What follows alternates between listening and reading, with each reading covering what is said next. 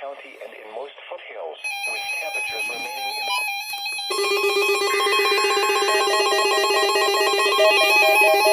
EAS 100.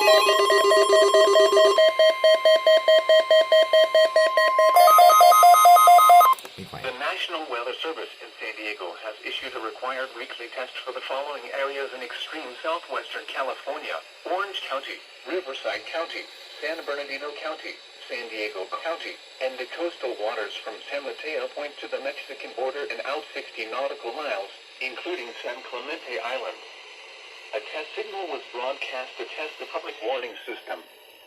The test is normally conducted between 10 a.m. and noon each Wednesday, weather permitting.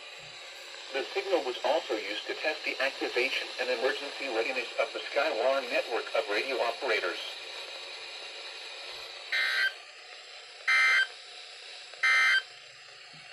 Extended forecast for coastal Orange County. Well, that was just EAS 100.